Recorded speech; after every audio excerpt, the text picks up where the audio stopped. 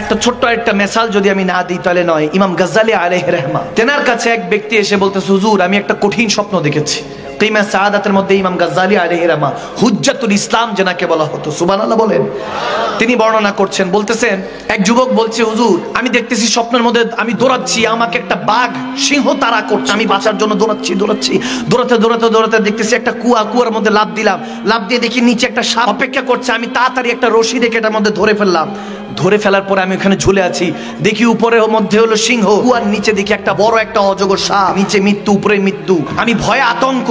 ওই অবস্থায় দেখতেছি যে একটা সাদা ইঁদুর আর একটা কালো ইঁদুর ওই দড়িটা যেটা আমি কুয়ার মধ্যে ঝুলে আছি সেটা কুটকুট করে খেয়ে ফেলছে, মানে রশিটাও যে কোনো মুহূর্তে ছিঁড়ে যেতে পারি। ভয়ঙ্কর এই সিচুয়েশনে আমি খাবের মধ্যে যখন ভয় আতঙ্ক, তখন দেখলাম আমার সামনে একটা মধুর চাক। ওই চাকটা দেখে আমি লোভ সামলাতে পারলাম না, মধু ওখান থেকে চাকের থেকে নিয়ে আমি একটু মধু নিলাম। উপরে যে সিংহ, নিচে যে সাপ, মাঝখানে ওই সাদা ইঁদুর কালো ইঁদুর যে ওই রশিটা খেয়ে ফেলছে, আমি ভুলে গেছি। এমন অবস্থা আমার ঘুমটা ভেঙে গিয়েছে। এটার তাবির কি, এটার ব্যাখ্যা কি?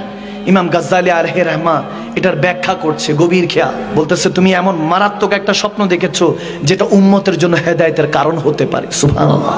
তুমি যে লায়ন, যে সিংহটা তোমাকে তাড়া করছিল, ওটার কেউ না, ওটা দ্বারা বোঝানো হয়েছে মালাকুল মউত আজরাইল আলাইহিস সালাম সর্বদা তোমাকে তাড়া করছে। তোমার সামনে কে, আমার পিছনে মৃত্যু ভাগছে। আর কুয়ার মধ্যে যে লাফ দিয়েছো, ওই কুয়ার মধ্যে যে সাপ অপেক্ষা করছে ওটা হলো কাবার, ওটা তোমার কবর। যে রশিটা ধরে ঝুলেছিলা বাঁচার জন্য, সেটা তোমার সময় হায়াত। আর সাদা ইঁদুর কালো ইঁদুর মানে হলো দিন রাত, কুটকুট করে তোমার সময় তোমার হায়াত খেয়ে ফেলছে। ঠিক না, ঠিক না? আর মধুর চাক দেখে তুমি যে সমস্ত সিচুয়েশন ভুলে গেলা, ওই মধুর চাক হলো দুনিয়া। যে দুনিয়াকে তুমি ক্ষণস্থায়ী জিনিসটাকে চিরস্থায়ী স্বাদ মনে করছো, দুনিয়ার স্বাদ, ওই মধুর চাকটা মুখে নেওয়ার সাথে, স্বাদ গ্রহণ করার সাথে তুমি সমস্ত কিছু ভুলে আছো। তেমনি ভাবে দুনিয়াদারি তোমাকে সমস্ত কিছু ভুলে রেখেছে, যে তোমার পিছনে মৃত্যু আর সামনে তোমার কিয়ামত অপেক্ষা করছে। ঠিক না? সেই মদিনাতুল মুনাওয়ারায় যিনি 1450 বছর আমাদের আগে এসে আমাদের জন্য খেয়াল করতেন, আমাদের জন্য কোরআন দিয়ে গিয়েছেন, আমাদের জন্য সালাত দিয়ে গিয়েছেন, ইন্নাস সালাতা তানহা আনিল ফাহশাই ওয়াল মুনকার, যে নামাজ বান্দাকে খারাপ কাজ থেকে বিরত রাখে বান্দা, ওই সমস্ত কাজ, ওই সমস্ত কথা এখন আমাদের মধ্যে রুহের মধ্যে তাসির করে না।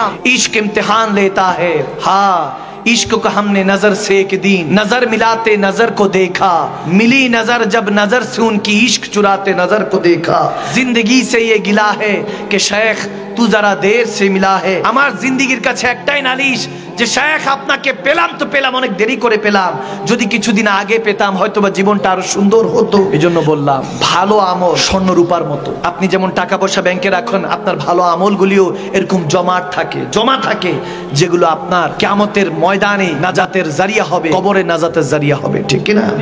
এই বিষয়গুলি না জানলে আমরা হেদায়েত প্রাপ্ত হতে পারবো না। এই জন্য এগুলো বলার চেষ্টা করেছি। আল্লাহ আমাদেরকে 5 ওয়াক্ত নামাজ হিসাবে কবুল করুক, আমিন বলেন, আমিন বলেন। আল্লাহ তাহাজ্জুদ গুজার বান্দা হিসাবে আমাদেরকে কবুল করুক, আমিন বলেন।